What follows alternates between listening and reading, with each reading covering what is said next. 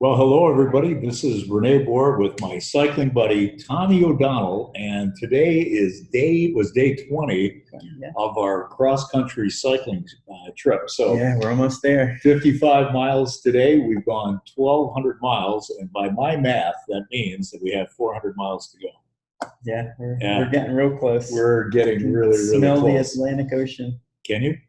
You've got a pretty strong sense of smell, so you can smell the it's salt water all the way A from nice there. breeze coming through. So we were actually riding. This was what, day 3 along the Erie Canal. Yeah. We got to the older section of the Erie Canal today. Any fun facts that you want to share with There are our? a few fun facts. Actually, I was thinking that the Erie Canal was in use today, but I quickly found out that that is not true because it quickly became a swamp and then it disappeared altogether. So they must have rerouted somewhere along the way. I think it's been rerouted. Yeah. Because we were on some sections of it that were pretty sketchy. Right. Sketchy. So tomorrow we are headed to where? Tomorrow we are headed to where? We're going to be on the north shore of Lake Oneida. Yeah, So I can't remember the now, destination. we're in upstate New York. Yeah. But anyway, that's the cycling, Yeah. and you were pretty tough today. Well, I have to say, you were hanging right in there. That's right. All right. That's all I can do to keep up with you. So today we've got a special guest from North Lawndale College Prep, Suellen Wolk, who is on staff there and is going to share her story. And so we want to welcome you, Suellen, to our nightly podcast. Are you nervous? Well, thanks, guys, and thank you for doing what you're doing. It's great.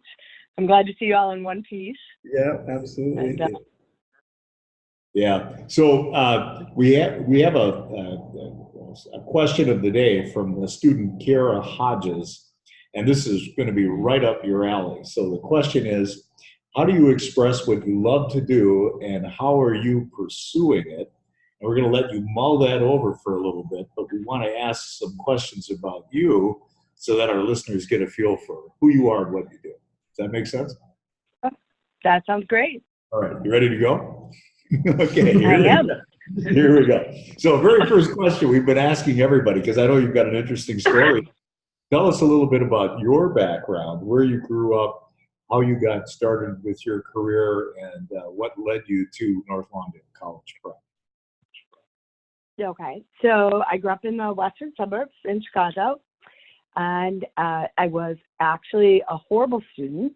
I literally got kicked out of high school, was not looking to go to college. I had to make up so many credits that I graduated ahead of my class, but wasn't really thinking that I was going to go further than that.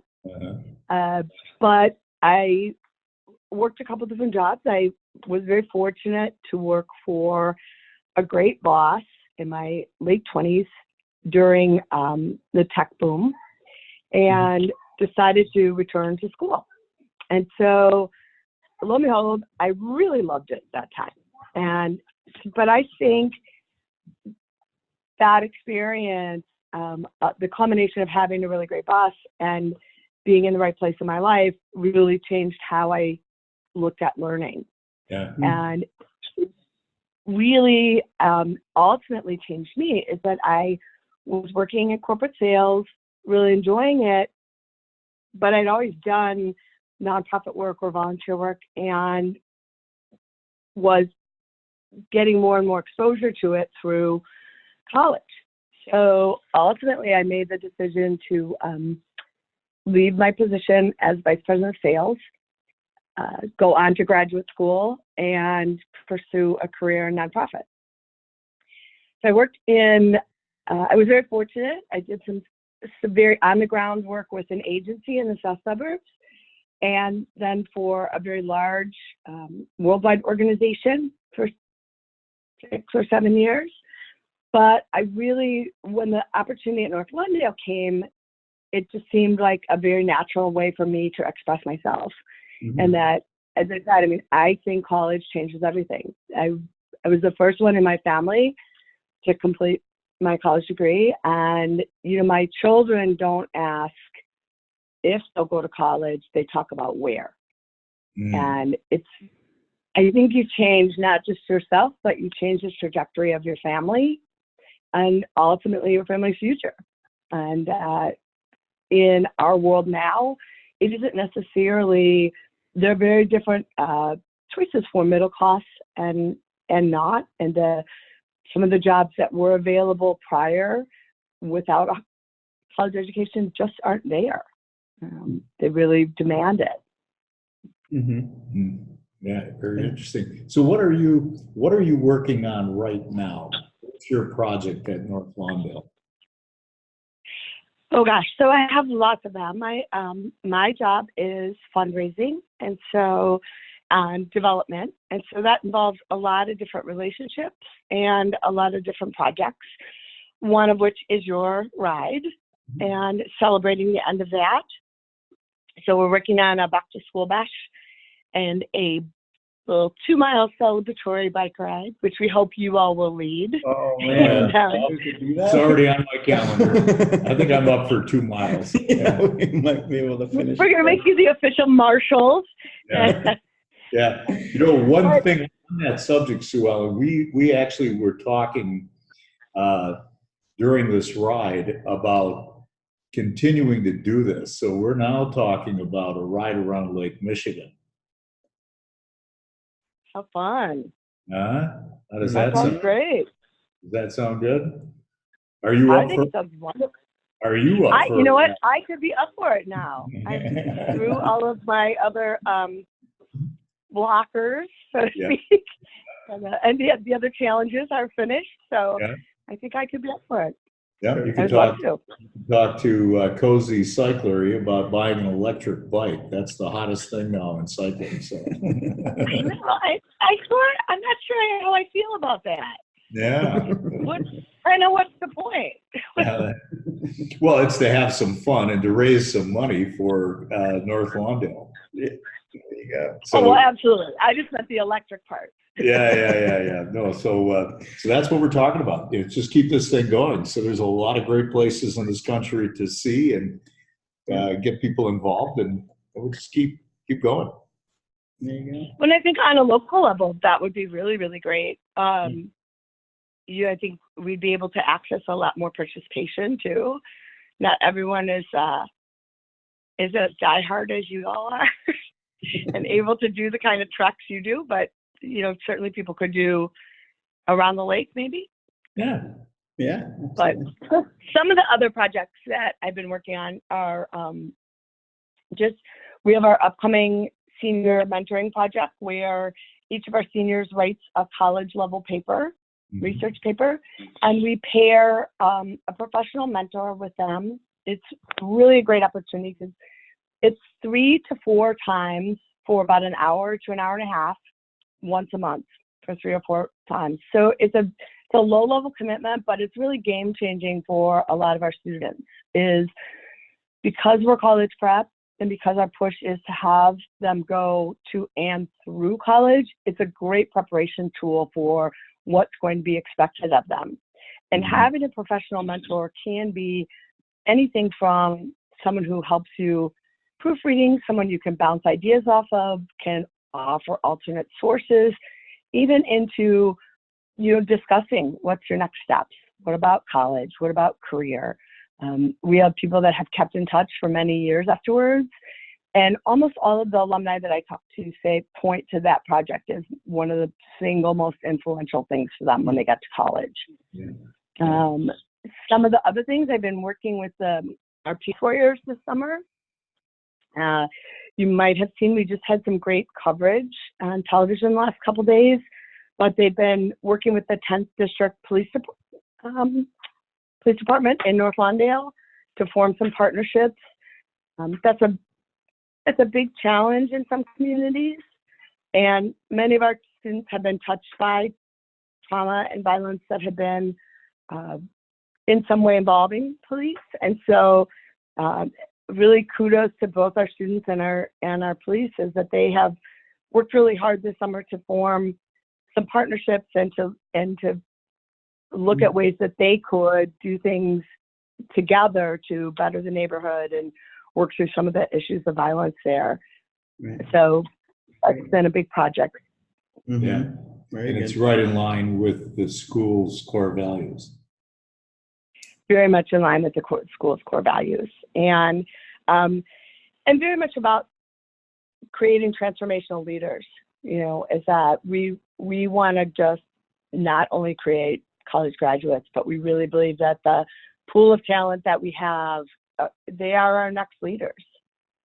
And Sure. so being a part of those types of movements is very important for our students, our scholars. Yeah, very good. Yeah, that's terrific. Just out of curiosity, who's been the biggest influence in your life? Who's had the biggest impact? Gosh, it's hard to really say one person, I think, but probably my previous boss, Tom Lesniak. I worked for him for 9 years.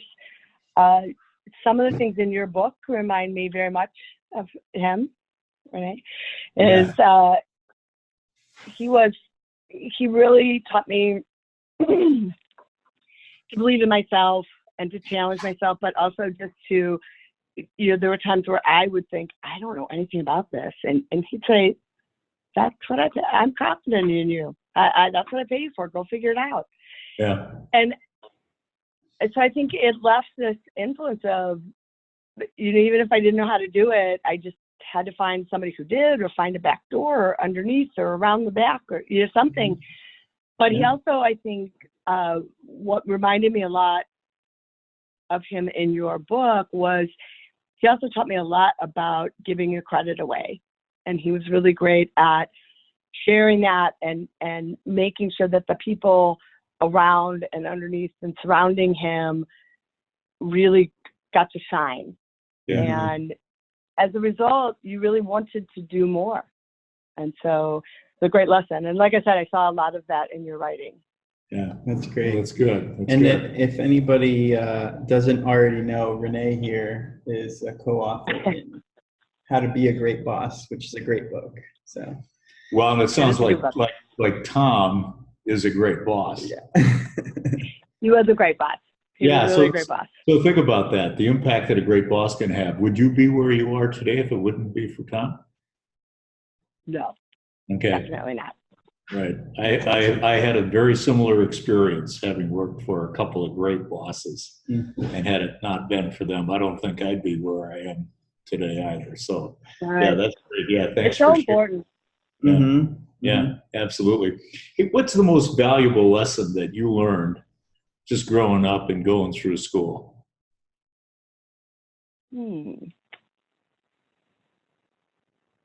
So this is going to sound cliche, but when I went back to school, somebody jokingly said to me, 80% of A's sit in the front row.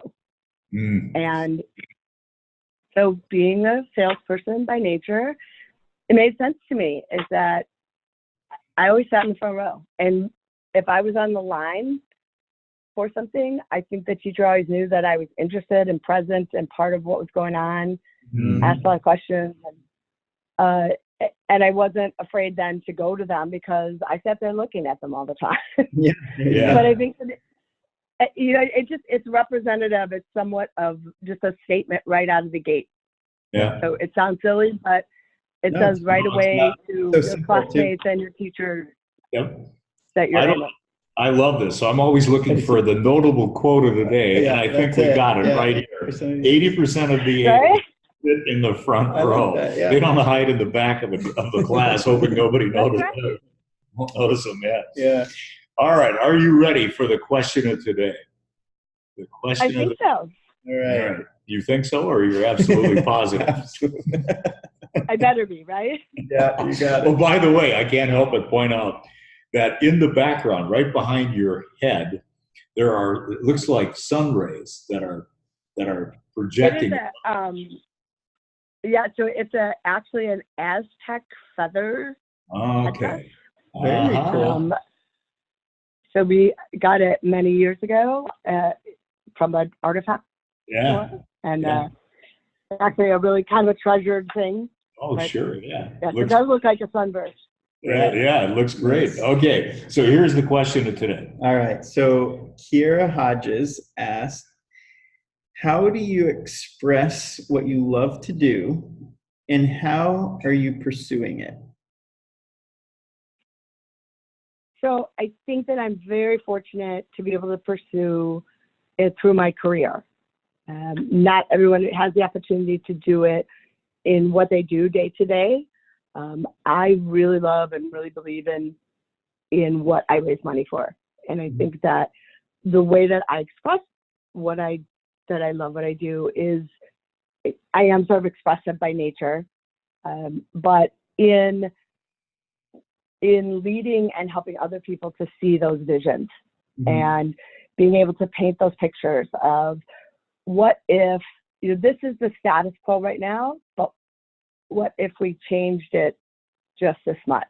Or what if we tweaked it just this much? How would the whole rest of the world change? You know, and I think with our scholars and our population is, what if this person, what if 60% of our kids finished college instead of 40%? How much would the world change? And so I guess that for me is how to express it. And as I said, I just think that I get to do what I love. I get to be a part of something that I really believe in for work, which sort of carries over and obviously into my personal life, but and vice versa. And so I think I'm really fortunate in that aspect. But I think my advice towards it would be that if you aren't necessarily able to it's always better, I think, to make a living doing something you love. But if you aren't, to absolutely pursue it in some way. You can be that change in many, many, many ways. Right. Yeah. Right. Yeah. And it adds a lot to who you are. Yeah. We're fortunate to have you on the program. And, a lot of people ask, well, where does the money go and what kind of an impact is a contribution going to have? Maybe you can answer some of these questions for us. So what does a $1,000 donation do for each one? Yeah, $1,000. $1,000 can do a lot, first of all. But to give you some ideas is that there are many, many studies and lots of reasons, but to educate a lower income first generation student is an average of somewhere between $2,500 and $4,000 more than a wealthy student. Some of the reasons behind that is that there are some social and emotional supports that aren't necessarily paid for with public schooling that need to be in place or will really add success for our students. So $1,000 might pay for SAT boot camp for a kid. Most children in the suburbs and in more higher income areas, they naturally go to some kind of test prep. The case when no one else in your family has gone to college. So we provide things like that on a Saturday. And we actually incentivize our kids to come. It's voluntary, but after a while, they want to be there. And we're really seeing a positive change from that.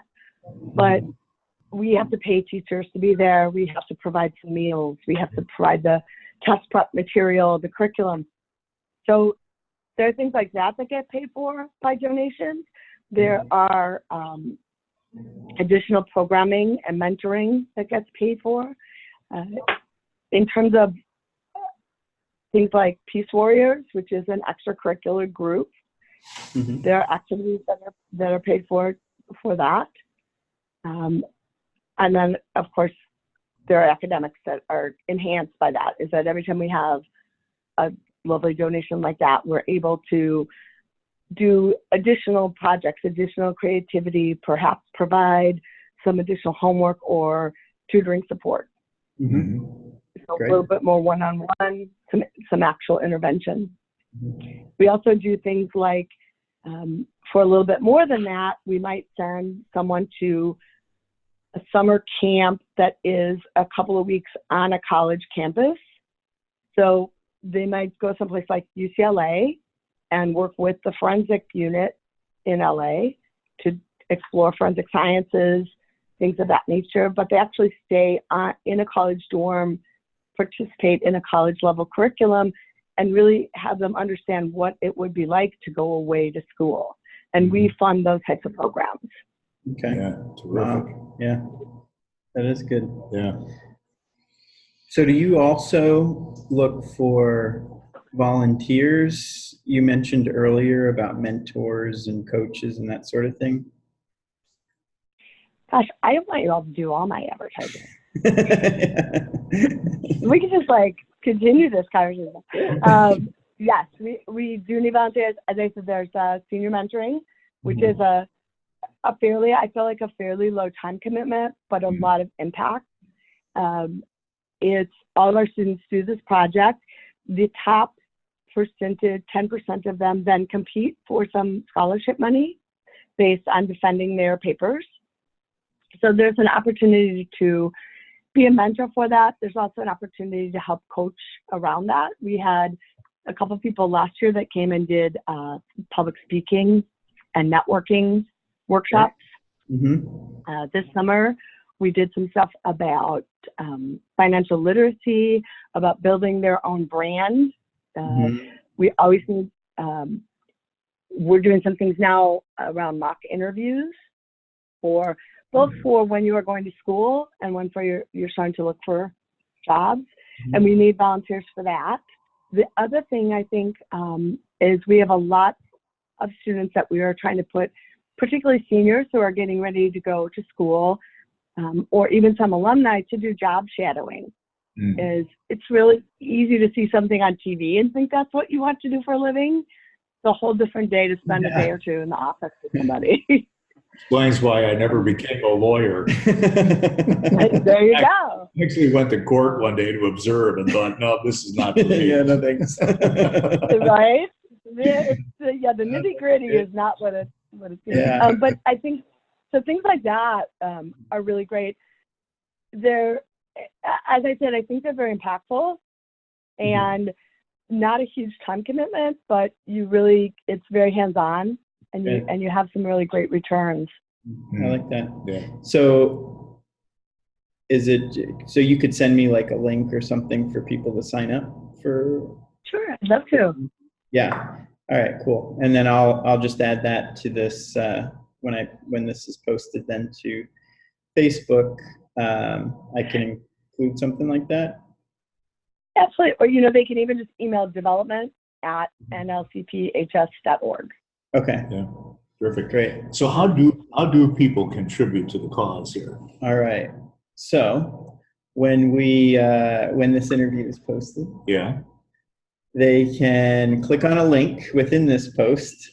It'll take you to an Everyday Hero donation page, and they can just donate right there. And this gives them the opportunity to be a hero to someone. I think you're right. Yeah. All right. We need a few more heroes. Yeah, right. A lot more We need heroes. a few more heroes. Although kudos to you all. You have converted lots of heroes of late. Good, thank you very, very, very much. Yeah, You're thank welcome. you. People can also build their own page on Everyday Hero and fundraise themselves if they'd like. Okay. And they Very can do good. that right through the link that you have. Okay. Very good. Yeah. So when they're on donating, they can also create their own page. Yeah. Very good. Yeah. Excellent. Good. All right. Well, this has been great. Yeah. Thanks for taking. Well, y'all look great. Yeah. Well, thanks for taking time out of your weekend to join us. Yeah. We appreciate it. Oh, I'm sorry that it took so long, but thank you. This is my pleasure. Perfect. All right. All right. We'll return you to your family. All right. Be safe, and we'll see you soon. All right. Thank Take you very care. much. Bye-bye. Bye. Thanks. Bye.